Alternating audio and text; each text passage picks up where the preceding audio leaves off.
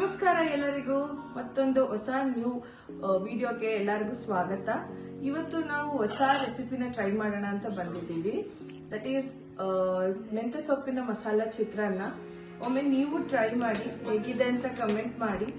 ಹಾಗೆ ಅದು ಹೇಗೆ ಮಾಡೋದು ಅಂತ ಒಮ್ಮೆ ತೋರಿಸ್ತೀನಿ ಬನ್ನಿ. 2 ಈರುಳ್ಳಿ ತಗೊಂಡಿದ್ದೀನಿ, 7-8 ಮೆಣಸಿನ್ಕಾಯಿ, ಯಾಕಂದ್ರೆ ಇದು ಖಾರ ಇಲ್ಲ ಸೊ ಅದಕ್ಕೆ ಸ್ವಲ್ಪ ಜಾಸ್ತಿ ಕಾಣಿಸ್ತಿದೆ. ಹಾಗೆ ಮೆಂತ್ಯ ಸೊಪ್ಪು, ಹಾಗೆ ಶುಂಠಿ, ಬೆಳ್ಳುಳ್ಳಿ, ಚಕ್ಕೆ, ಲವಂಗ ಇಷ್ಟನ್ನು ಹಾಕಿ ಕುಟ್ಟಿದ್ದೀನಿ. ಸೊ ನಾನು ಎಷ್ಟೆಷ್ಟು ತಗೊಂಡಿದ್ದೀನಿ ಅಂತ ನೆಕ್ಸ್ಟ್ ಅಲ್ಲಿ ತೋರಿಸ್ತೀನಿ. ನಾನು 2 ಬೆಳ್ಳುಳ್ಳಿ ತಗೊಂಡಿದ್ದೀನಿ, ಸ್ವಲ್ಪ ಶುಂಠಿ ತಗೊಂಡಿದ್ದೀನಿ, ಸ್ವಲ್ಪ ಲವಂಗ, ಸ್ವಲ್ಪ ಚಕ್ಕೆ. ನಾನು 2 ಸೌಟ್ ಆಯಿಲ್ ಹಾಕ್ತಾ ಇದ್ದೀನಿ.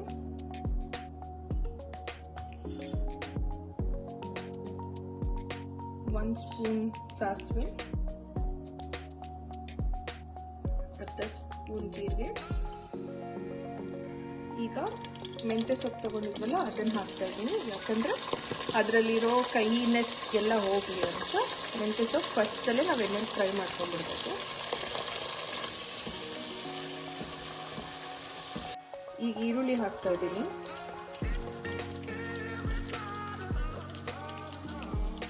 ಅಲಾಂಗ್ ವಿತ್ ಮೆಣಸಿನ್ಕಾಯಿ ಕೂಡ ಹಾಕ್ತಾ ಇದ್ದೀನಿ, ಯಾಕಂದ್ರೆ ಈರುಳ್ಳಿ ಮತ್ತು ಮೆಣಸಿನ್ಕಾಯಿ ಒಟ್ಟಿಗೆ ಹಾಕೋದ್ರಿಂದ ಎಣ್ಣೆ ಅಂದರೆ ಖಾರ ಚೆನ್ನಾಗಿ ಬರುತ್ತೆ. ಸ್ವಲ್ಪ ಅರಿಶಿನ ಹಾಕ್ತಾ ಇದ್ದೀನಿ ಕಲರ್ಗೋಸ್ಕರ.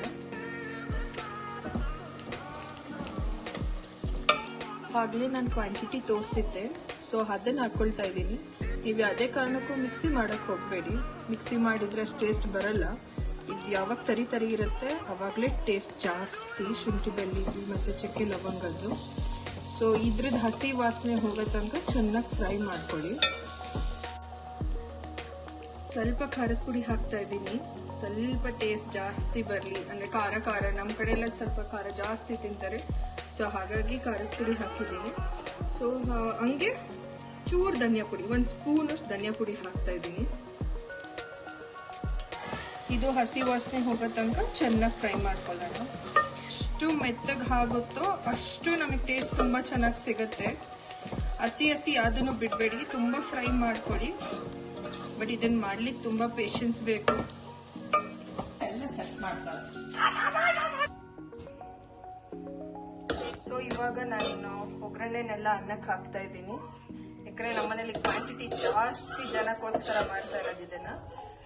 ಸೊ ಅದಕ್ಕೆ ಬೇಸನ್ ಹಾಕೊಂಡಿದ್ದೀನಿ. ಸೊ ಈಗ ಕಲ್ಸೋಣ. ಇದನ್ನ ನೀವು ತಂಗ್ಳನ್ನಕ್ಕೂ ಕೂಡ ಮಾಡ್ಕೋಬಹುದು, ಇನ್ನ ತುಂಬಾ ಚೆನ್ನಾಗಿರುತ್ತೆ. ಬಟ್ ನಾನು ಇದನ್ನ ಬಿಸಿ ಅನ್ನಕ್ಕೆ ಮಾಡ್ಕೊಳ್ತಾ ಇರೋದು. ಸೊ ಹಾಗೆ ಇವಾಗ ಸ್ವಲ್ಪ ಸಾಲ್ಟ್ ಹಾಕೊಳ್ಳೋಣ. ನಾನು ಟೇಸ್ಟಿಗೆ ಎಷ್ಟು ಬೇಕೋ ಅಷ್ಟು ಸಾಲ್ಟ್ ಹಾಕ್ತಾ ಇದ್ದೀನಿ, ನೀವು ನೋಡಿ ಹಾಕೊಳ್ಳಿ.